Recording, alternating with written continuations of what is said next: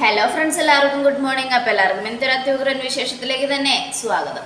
അങ്ങനെ നമ്മുടെ ജലജ ആകെ ടെൻഷൻ അടിച്ച് ഇങ്ങനെ ഇരിക്കുക. ഈ സമയമാണെങ്കിൽ അഭിയാണ് കാണിക്കുന്നത്. അഭി കയറി വരിക.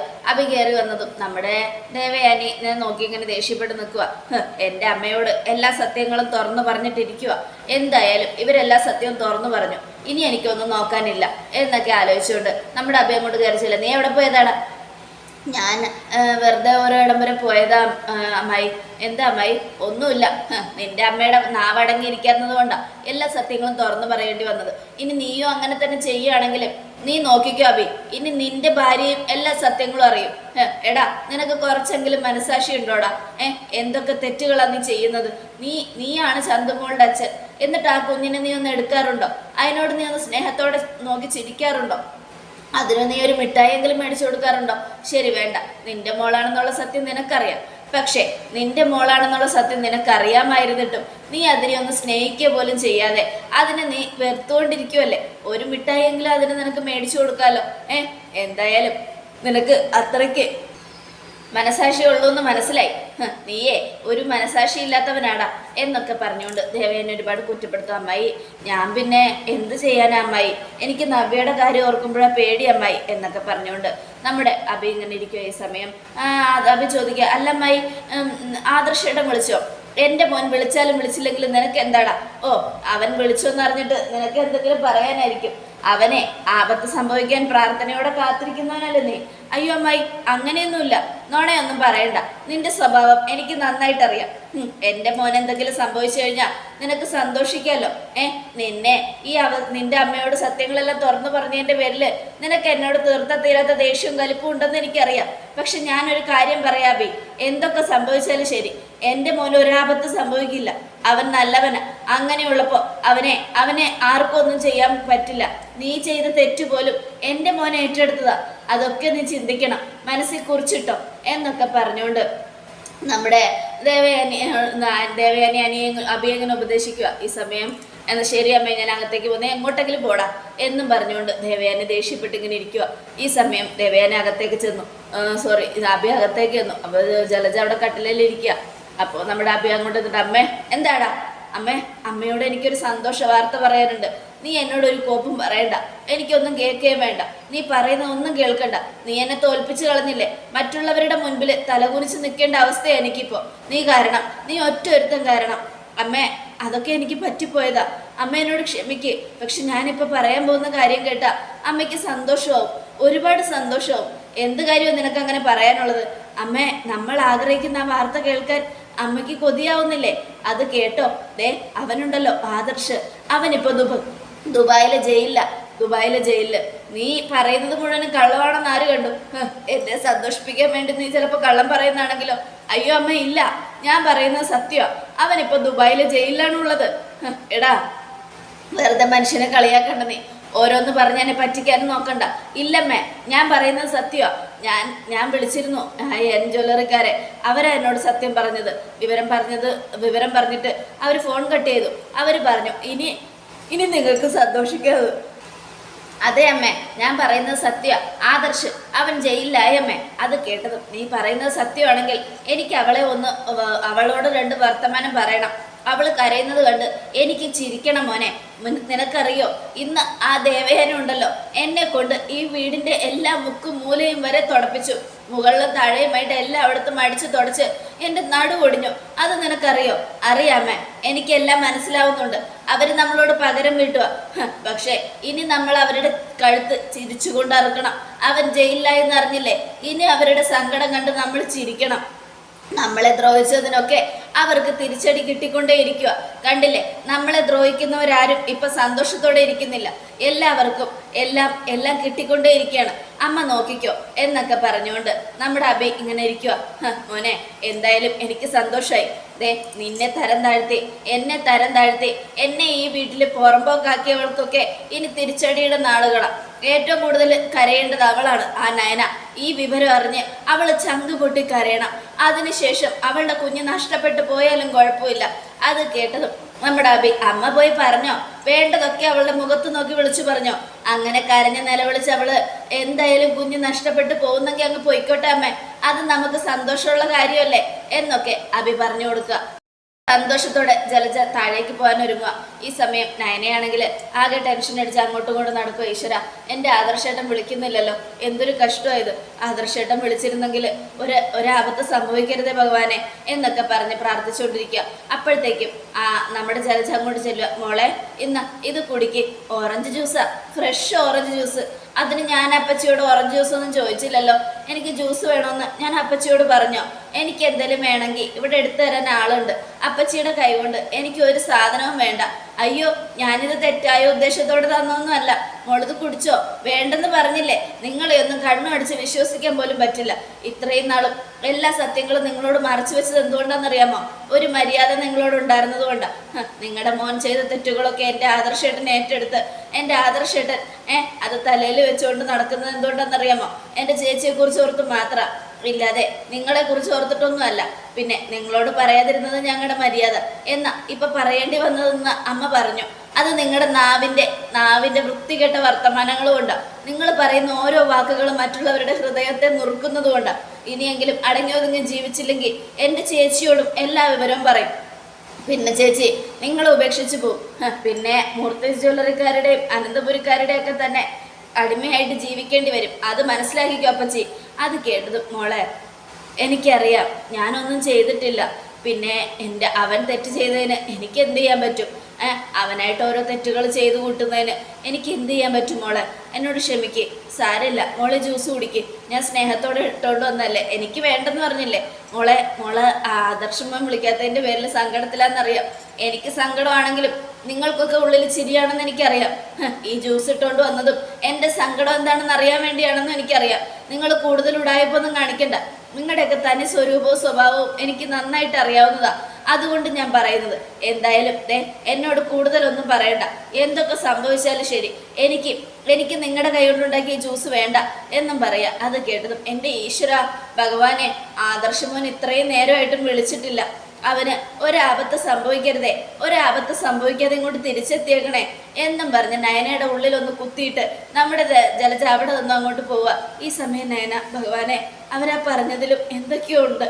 ഈശ്വര, എൻ്റെ ആദർശന് ഒരാപത്ത് സംഭവിക്കരുത്. ദുബായിൽ എന്തെങ്കിലും ആപത്ത് സംഭവിച്ചാൽ എൻ്റെ ആദർശന് ആര് രക്ഷിക്കും? പിന്നെ ഇവിടുന്ന് മുത്തശ്ശനൊക്കെ പോകേണ്ടി വരും.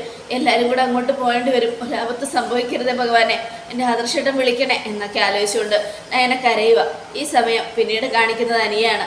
അനിക്കാണെങ്കിൽ ഭയങ്കര സങ്കടം. എന്ത് ചെയ്തിട്ടും നന്ദുവിനെ കാണാൻ ഒരു വഴിയുമില്ലല്ലോ. നവീൻ വരെ അവളെ പോയി കണ്ടു, എന്നിട്ടും എനിക്ക് കാണാൻ പറ്റുന്നില്ല. എന്തായാലും ഇനി ഇവിടെ ഇരുന്നിട്ട് കാര്യമില്ല. രണ്ടും കൽപ്പിച്ച് നന്ദുവിനെ കണ്ടേ പറ്റൂ. എന്താ ഒരു വഴി? രാത്രിയെങ്കിൽ രാത്രി, പിടിക്കപ്പെടട്ടെ, ഇന്ന് തന്നെ ഞാൻ പോവുക എന്നും ആലോചിച്ചുകൊണ്ട് നമ്മുടെ അനിയാണെങ്കിൽ ബൈക്കിൽ കയറുക. എന്നിട്ട് കർച്ചിഫൊക്കെ എടുത്തുകൊണ്ട് നേരെ നന്ദുവിൻ്റെ വീടിൻ്റെ അങ്ങോട്ടേക്ക് പോവുക. അതിനുശേഷം അവളെ എനിക്ക് കാണണം. എന്ത് ചെയ്യാനാ? എന്നെ മാത്രം അവളെ കാണാൻ ആരും അനുവദിക്കുന്നില്ല. വേറെ ആരും വന്ന് കണ്ടാലും ഒരു കുഴപ്പമില്ല. അപകടം പറ്റിക്കിടക്കുന്ന ഒരു കൂട്ടുകാരിയെ കാണുന്നതുകൊണ്ട് ഒരു പ്രശ്നമില്ല എന്നൊക്കെ പറഞ്ഞുകൊണ്ട് നമ്മുടെ അനി ഗേറ്റിന് അവിടെ മതിലിൻ്റെ കെട്ടിൻ്റെ അപ്പുറത്ത് നിൽക്കുക. അതിനുശേഷം നന്ദുവിനെ ഫോൺ വിളിച്ചു. യോ, അനിയാണല്ലോ, ഇവനെന്താ ഈ നേരത്ത് എന്നും ആലോചിച്ചുകൊണ്ട് നന്ദു ഫോൺ എടുക്കുക. ഹലോ അനി. നന്ദു, ഞാൻ നിന്റെ വീടിൻ്റെ മതിലിൻ്റെ അപ്പുറത്തുണ്ട്. ഇപ്പം തന്നെ മതിൽ ചാടി ഇപ്പുറത്ത് വരും. നീ ജനൽ തുറന്നിടണേ. എടാ, എന്ത് പരിപാടിയാണ് നീ കാണിക്കുന്നേ? എനിക്ക് ഇവിടെ നിന്ന് എഴുന്നേക്കാൻ പോലും പറ്റുന്നില്ല. ഇതേ നന്ദു, എനിക്ക് നിന്നെ കാണാൻ പറ്റാഞ്ഞിട്ട് ഒരു സമാധാനവും ഇല്ല. എല്ലാവരും വന്ന് നിന്നെ കണ്ടു. എനിക്ക് കാണാൻ വിലക്കാണല്ലോ. അതുകൊണ്ട് ഞാൻ ഈ റിസ്ക് എടുത്ത് വന്നിരിക്കുന്നത്. നീ തുറക്കണം, തുറന്നേ പറ്റൂ. ഇല്ലെങ്കിൽ വാതിൽ തല്ലിപ്പൊളിച്ച് ഞാൻ അകത്ത് കയറും. കള്ളനാണെന്ന് വിചാരിച്ച് നാട്ടുകാരെന്നെ തല്ലിയാലും കുഴപ്പമില്ല എന്നും പറയുക. അനി, എടാ നീ കൂടുതലൊന്നും പറയണ്ട, വന്ന് തുറക്കാൻ നോക്ക് എന്നും പറഞ്ഞുകൊണ്ട് ഫോൺ കട്ട് ചെയ്യുക. ഷോ, ഇവനെ കൊണ്ട് വല്ലാത്ത മേടായല്ലോ എന്നും ആലോചിച്ചുകൊണ്ട് നന്ദു പതുക്കെ എഴുന്നേറ്റ് ഞൊണ്ടി അങ്ങോട്ട് പോവുക. അപ്പോഴത്തേക്കും അനി മതിൽ ചാടിയതിന് ശേഷം പതുക്കെ നന്ദുവിൻ്റെ റൂമിൻ്റെ ജനലിൽ വന്ന് നിൽക്കുക. ഈ സമയം നന്ദു ജനൽ തുറന്നു. അനി, നന്ദു, എടാ നന്ദു, സമാധാനായി. നിന്നെ കാണാതിരുന്നിട്ട് എന്തുമാത്രം വേദനിച്ചു എന്നറിയാമോ? എന്തുമാത്രം വിഷമം ഉണ്ടായെന്നറിയാമോ?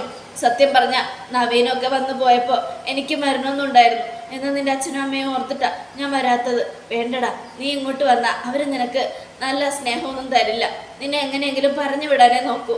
അതുകൊണ്ട് നീ വരണ്ട. നീ എന്തായാലും ഇനി നീ പോയിക്കോ. പോകാനോ? ഇത്ര പെട്ടെന്നോ? ഞാൻ ഇത്ര റിസ്ക് എടുത്ത് വന്നിട്ട് അങ്ങനെ അങ്ങ് പോകാൻ പറ്റുമോ? കുറച്ചു നേരം ഞാൻ ഇവിടെ നിന്നോട്ടേടി. നിന്നെ കാണാതെ ഒരുപാട് വിഷമിച്ചതാ. നിനക്ക് അപകടം പറ്റിയെന്ന് അറിഞ്ഞപ്പോൾ ഞാൻ ഒരുപാട് ടെൻഷനും അടിച്ചു. അതുകൊണ്ട് നീ എന്നെ പറഞ്ഞു വിടാൻ ശ്രമിക്കരുത്. ഞാൻ കുറച്ചേരം ഇവിടെ നിന്നോട്ടെ. അല്ല, ഇത് ആരാ ചെയ്തത്? ഞാൻ പറഞ്ഞില്ലേ, അവനാ ചെയ്തത്. അന്ന് ഞാൻ ആ അമ്മയുടെ മോളുടെ കാര്യത്തിൽ അറസ്റ്റ് ചെയ്തില്ലേ അവൻ. ഈശ്വര, എന്തിനാ നന്ദു അവനോടൊക്കെ പോയി മുട്ടാൻ പോകുന്നേ? ഞാൻ എന്നല്ലല്ലോ എന്നെ മുട്ടിയത്. എന്ത് ചെയ്യാനാ? എൻ്റെ ജോലി അതായി പോയില്ലേ. നാട്ടിലെ ഗുണ്ടകളൊക്കെ ഒതുക്കിയില്ലെങ്കിൽ പിന്നെ എന്തിനാ പോലീസാന്നും പറഞ്ഞിരിക്കുന്നത്? പെണ്ണാണെങ്കിലും ആണാണെങ്കിലും ഈ ഡ്യൂട്ടിയിൽ നടക്കുന്നവരെ ഒരിക്കലും പേടിക്കാൻ പാടില്ല. അതുകൊണ്ട് തന്നെയാണ് ഞാനിതൊക്കെ ചെയ്തത്. ആടിവാര സുനിയുടെ ആൾക്കാരൊക്കെ ഇഷ്ടം പോലെ ഉണ്ട് പിന്നാലെ. പിന്നെ 2-3 പേരൊക്കെ അറസ്റ്റ് ചെയ്തു. പിന്നെ ഒരുത്തൻ കൂടെയുണ്ട്. അവനാണ് ഏറ്റവും വലിയ അപകടകാരി. അവൻ്റെ വീട് എവിടെയാണെന്ന് അറിയാമോ? അതറിഞ്ഞിട്ട് എന്തിനാ, വെറുതെ ഒന്ന് അറിഞ്ഞിരിക്കാമല്ലോ എന്ന് കരുതിയ. അങ്ങനെ നന്ദു എല്ലാം പറഞ്ഞു കൊടുക്കുക. ഈ സമയം അനി കലി കയറി ഇങ്ങനെ നിൽക്കുക. അവന് ഞാൻ വെച്ചിട്ടുണ്ട് എന്നൊക്കെ ആലോചിച്ചുകൊണ്ട്, എന്തായാലും നിനക്ക് ആപത്തൊന്നും സംഭവിച്ചില്ലല്ലോ അല്ലേ? നീ എന്തിനാ നന്ദു സൂക്ഷിക്കണ്ടേ? എടാ, എനിക്ക് വലിയ കുഴപ്പമൊന്നുമില്ല. കാലിന് ചെറിയ പരിക്ക്, തലയ്ക്ക് കൈക്കൊക്കെ വേറെ കുഴപ്പമൊന്നുമില്ല. ആ ഡ്രൈവറിൻ്റെ കാര്യമാണ് കഷ്ടം. ആ ഡ്രൈവറിന് നല്ല അടിയാണ് കിട്ടിയിരിക്കുന്നത്. അയാളിൽ സീരിയസ് ആയിട്ട് കിടക്കുക. ഈശ്വര, ആപത്തൊന്നും സംഭവിക്കാതിരിക്കട്ടെ. എടാ, നീ പോയിക്കോ. ഒരു ചെറിയ ശബ്ദം കേട്ടാൽ പോലും അച്ഛൻ ഉണരും. അത് കേട്ടതും അങ്ങനെയൊന്നും ഉണരില്ല. ഞാൻ ശബ്ദമൊന്നും ഉണ്ടാക്കാതെയല്ല നിൽക്കുന്നേ. നീ ധൈര്യമായിട്ടിരിക്കുക എന്നൊക്കെ പറഞ്ഞുകൊണ്ടിരിക്കുമ്പോൾ പട്ടി കുരയ്ക്കുന്ന ശബ്ദം കേൾക്കുക. ഈ ശബ്ദം കേട്ടതും ഗോവിന്ദൻ എഴുന്നേറ്റു. കനകേ, കനകേ, കനകേ, കനകേ. എന്താ ഗോവിന്ദേട്ട? എഴുന്നേക്ക് കനകേ. അപ്പൊ കനക എഴുന്നേറ്റു. എന്താ ഗോവിന്ദേട്ട? കനകെ, പട്ടിയൊക്കെ നന്നായിട്ട് കുരയ്ക്കുന്നുണ്ട്. എന്തോ ശബ്ദവും കേട്ടു. എനിക്ക് തോന്നുന്നു നമ്മുടെ വീട്ടിൽ ആരോ കടന്നിട്ടുണ്ടെന്നാ. ആര് കടക്കാനാ ഗോവിന്ദേട്ട ഈ പാതിരാത്രി? കള്ളന്മാര് കടന്നാലോ? അത് കേട്ടതും, കള്ളനോ? കള്ളൻ എന്തിനാ നമ്മുടെ വീട്ടിൽ കയറുന്നേ? അല്ലെങ്കിൽ തന്നെ നമ്മുടെ വീട്ടിൽ കയറിയിട്ട് അവർക്ക് എന്ത് കിട്ടാനാ? എൻ്റെ കനകെ, ഒരു പവനിപ്പോൾ 1 ലക്ഷം കടന്നിരിക്കുക. അങ്ങനെയുള്ള സമയത്ത് 1 ഗ്രാം കിട്ടിയാൽ പോലും കള്ളന്മാർക്ക് അത് സന്തോഷമുള്ള കാര്യമാണ്. അതുകൊണ്ടാണ് ഞാൻ പറഞ്ഞത് കള്ളൻ കടന്നിട്ടുണ്ടാവുന്നു. എന്തായാലും കള്ളനാണെങ്കിൽ ഉറപ്പായിട്ടും നമ്മൾ സൂക്ഷിക്കണം. സ്വർണം മോഷ്ടിക്കാനായിരിക്കും വന്നത്. അതുകൊണ്ട് തന്നെ കള്ളനോ മറ്റോ ആണെങ്കിലോ, കള്ളനൊന്നുമല്ല. നമ്മുടെ വീട്ടില് സ്വർണ്ണം അത്യാവശ്യം ഇരിപ്പുണ്ട് കനകെ. അതുകൊണ്ടാണ് ഞാൻ പറഞ്ഞത്. എൻ്റെ ദൈവമേ, എൻ്റെ ഗോവിന്ദേട്ടൻ പറഞ്ഞത് മുഴുവൻ ഇപ്പം അവൻ കേട്ട് കാണും. എന്നാ പിന്നെ വാ, നമുക്ക് നോക്കാം എന്നും പറഞ്ഞുകൊണ്ട്, എന്തായാലും വാ ഗോവിന്ദേട്ട എന്നും പറഞ്ഞുകൊണ്ട് 2 പേരും കൂടെ വാതിലൊക്കെ തുറന്ന് നോക്കും. എൻ്റെ ഈശ്വര, എടാ അവര് വന്നെന്ന് തോന്നുന്നേ, നീ പോയിക്കോ എന്നും പറഞ്ഞുകൊണ്ട് നന്ദു ജനല് പൂട്ടിയിട്ട് കട്ടിലേക്ക് കയറിയിരിക്കുക. ഈ സമയം നമ്മുടെ അനിയാണെങ്കിൽ മതിൽ ചാടി പോകാതെ അവിടെ ഇങ്ങനെ നിൽക്കുക. അപ്പോഴത്തേക്കും കനകയും ഗോവിന്ദനും ഇങ്ങനെ നോക്കിക്കൊണ്ടിരിക്കുക. ഈശ്വര, എന്താ ഇത്? ആരെയും കാണുന്നില്ലല്ലോ. പക്ഷെ പട്ടികളൊക്കെ നന്നായിട്ട് കുരയ്ക്കുന്നുണ്ട്. എന്തോ സംഭവിച്ചിട്ടുണ്ട്. അതിനുശേഷം കനകയും ഗോവിന്ദനും പുറത്തേക്ക് എത്തി നോക്കുമ്പോഴത്തേക്കും നമ്മുടെ അനി പതുക്കെ വീടിൻ്റെ ഉള്ളിലേക്ക് കടന്നു. എന്നിട്ട് അകത്തേക്ക് ഓടിപ്പോയി നന്ദുവിൻ്റെ വാതിൽ തുറന്ന് അകത്ത് കയറി. ഈ സമയം കനകയും ഗോവിന്ദനും അവിടെയൊക്കെ നോക്കുക. ഒന്നും കാണുന്നില്ലല്ലോ, ആരെയും കാണുന്നില്ല. ഗോവിന്ദേട്ടന് തോന്നിയതായിരിക്കും. ഇല്ല കനകെ, ഞാൻ കേട്ടു, ശബ്ദം ഞാൻ കേട്ടതാ, ആരോ മതല് ചാടുന്നത് പോലെ. ഗോവിന്ദേട്ടൻ വല്ല സ്വപ്നവും കണ്ടു കാണും. ഇല്ല കനകെ, ഞാൻ സ്വപ്നമൊന്നും കണ്ടതല്ല. എനിക്ക് നല്ല ഓർമ്മയുണ്ട്. എനിക്ക് ഉറക്കത്തിൽ നല്ല ബോധമുണ്ടെന്ന് നിനക്കറിയാലോ കനകെ. അതുകൊണ്ടാണ് ഞാൻ പറഞ്ഞത്. ശരി, എന്നാ വാ പോയി കിടക്കാം. എന്നാലും ഒരു സമാധാനം ഇല്ല എന്നൊക്കെ ആലോചിച്ചുകൊണ്ടിങ്ങനെ ഇരിക്കുമ്പോൾ നന്ദു പെട്ടെന്ന് ഞെട്ടു. എടാ, നീ പോയില്ലേ? ഇല്ല, ഞാൻ പോയില്ല. നിന്റെ അച്ഛനും അമ്മയും പുറത്ത് നിൽക്കുക. ഞാൻ എങ്ങനെ മതിലയാടും? ഞാൻ മതിലയാടിയ അവരെന്നെ കാണില്ലേ? ഷെടാ, മതിൽ ചാടുന്ന ശബ്ദം കേട്ടിട്ട് അവരെങ്ങാനും കേട്ടിട്ടുണ്ടെങ്കിൽ അവർ പുറത്ത് പോയി നോക്കും. നിന്റെ ബൈക്ക് അവിടെ നിൽക്കുന്നത് അവർ കാണില്ലേ? കാണുന്നെങ്കിൽ അങ്ങ് കാണട്ടെ. എന്താടാ ഇനി ഇത്? പിന്നെ ഞാൻ എന്ത് ചെയ്യാനാ? ഞാൻ പുറത്തോട്ട് ചാടിയ അവരെന്നെ കാണും. അകത്തോട്ട് കയറിയില്ലായിരുന്നെങ്കിൽ അവരെന്നെ പിടിച്ചാനായിരുന്നു. പിടിച്ചാൽ നമുക്ക് 2 പേർക്കും പ്രശ്നമല്ല നന്ദു.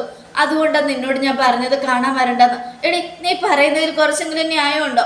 നിനക്കൊരാപത്ത് സംഭവിച്ചിരിക്കുമ്പോൾ എനിക്ക് വരാതിരിക്കാൻ പറ്റുമോ? എനിക്കാണ് ആപത്ത് സംഭവിക്കുന്നതെങ്കിൽ നീ വരാതിരിക്കോ? നീ വരില്ലേ? അതുപോലെ തന്നെ എനിക്കും. നിനക്ക് ആപത്ത് സംഭവിച്ചു എന്നറിഞ്ഞപ്പോൾ മുതൽ പണിയൊന്നും ചെയ്യാൻ പറ്റുന്നില്ല. ഓഫീസിൽ ഒരു കാര്യം ഞാൻ ശ്രദ്ധിച്ചിട്ടില്ല. എന്ത് ചെയ്യണമെന്ന് ഓർത്തിട്ട് ഒരു പിടിയില്ല. അതുകൊണ്ടാണ് ഉറക്കം പോലും ഇല്ലാതെ ഇങ്ങനെ ഓടി വന്നത്. അപ്പൊ നീ എന്നെ വഴക്കു പറയാണോ? എടാ നീ, അതുകൊണ്ടല്ല. എൻ്റെ അച്ഛനും അമ്മയും അങ്ങനെ കണ്ട ഇനി മേലെ നമുക്ക് 2 പേർക്കും കാണാൻ പറ്റില്ല. ഈ ജന്മം നമുക്ക് 2 പേർക്കും കാണാൻ കഴിയില്ല. അതുകൊണ്ടാണ് ഞാൻ പറഞ്ഞത്. വേണ്ട, അങ്ങനെ പറ്റാതൊന്നുമില്ല. എന്നെ ഇവിടുന്ന് ആരും പൊക്കൊന്നുമില്ല. എന്തായാലും അവരെല്ലാവരും കിടന്നുറങ്ങി കഴിയുമ്പോൾ പതുക്കെ ഞാൻ തന്നെ പോയിക്കോളാം. നീ സമാധാനിക്കുന്നോ? എന്നാ പിന്നെ ഇന്നിവനെ ഇവിടെ കിടക്കും. ഇവിടെ കിടന്നോളാം. ഇവിടെയോ? എന്താ ഇവിടെ കിടക്കാൻ പാടില്ലേ? കയറിപ്പോയില്ലേ? ഇനിയിപ്പോൾ എന്ത് ചെയ്യാനാ? ഇനി എന്നെ രക്ഷിക്കേണ്ടത് നീയാ, എനിക്ക് വേറെ വഴിയില്ല എന്നു അനി. അത് കേട്ടത് നന്ദു ആകെ ടെൻഷൻ അടിച്ച് ഇങ്ങനെ ഇരിക്കുവോ. ഈശ്വര, ഇനിയിപ്പോൾ എന്ത് ചെയ്യും? നീ കാണിച്ചത് സാഹസം അനി, സാഹസം. എന്ത് സാഹസം കാണിച്ചു എന്ന് പറഞ്ഞാലും എനിക്ക് ഇനിയിപ്പോൾ ഈ രാത്രി ഇവിടെ നിന്ന് പോകാൻ പറ്റില്ല. എന്തായാലും നിന്നെ കാണാൻ പറ്റിയല്ലോ, ആ സന്തോഷത്തിലാണ് ഞാൻ. ഇനിയിപ്പോൾ നിന്റെ അച്ഛനും അമ്മ എന്നെ പിടിച്ചാലും കുഴപ്പമില്ല, എൻ്റെ നന്ദുവിനെ കണ്ണു നിറയെ കണ്ടോണ്ടിരിക്കാൻ പറ്റിയല്ലോ എന്നും പറഞ്ഞുകൊണ്ട് അനി ഇങ്ങനെ നിൽക്കണം. അത് കേട്ട് ഞെട്ടി നന്ദു. അതോടുകൂടി എപ്പിസോഡ് അവസാനിക്കണം. നാളത്തെ ഒരു തകർപ്പൻ വിശേഷത്തിനായിട്ട് കാത്തിരിക്കുക. എല്ലാവർക്കും ഒരിക്കൽ കൂടെ നല്ലൊരു ശുഭദിനം തന്നെ.